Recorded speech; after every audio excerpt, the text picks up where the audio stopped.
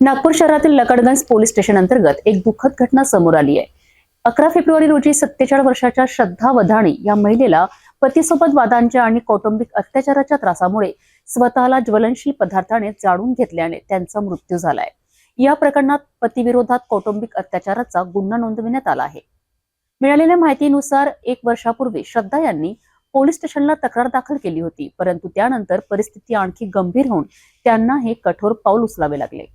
या संदर्भात डीसीपी मेहक स्वामी यांनी माहिती दिली आहे। जो श्रद्धा वजानी उम्र 47 क्वेटा कॉलोनी की रहने वाली है। ये जो महिला है ये इसका और इनके पति का शायद आपसी कुछ बात था, काफ़ी टाइम से जो चल रहा था, और उसी के चक्कर में उसने एक ज्वलनशील पदार्थ से खुद को जलाने की कोशिश की, जिसमें हमने केस रजिस्टर किया था डोमेस्टिक वायलेंस का।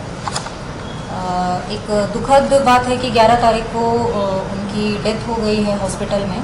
तो उसके बाद उसमें हमने जो है 108 BNS सेक्शन ऐड किया है अबेटमेंट टू सुसाइड का।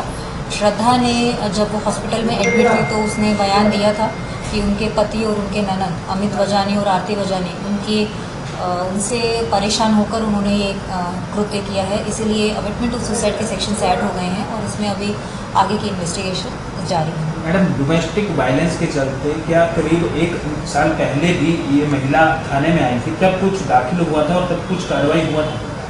जी, जब ये 1 साल पहले आई थी तो एक नॉन कॉग्निजेबल केस दाखिल है। तब उसके बाद उनको एक भरोसा सेल रहता है पुलिस स्टेशन का, जिसमें उनको काउंसलिंग के लिए एक ऑप्शन दिया जाता है, वो भी हुआ था और एनसीबी दाखिल थी।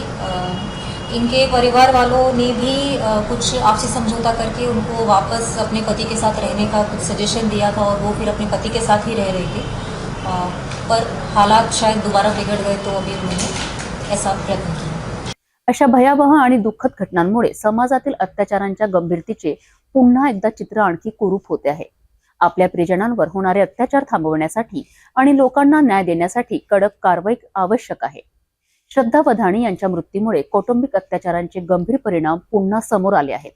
पोलीस प्रशासन या प्रकरणी पुढील तपास करीत आहेत।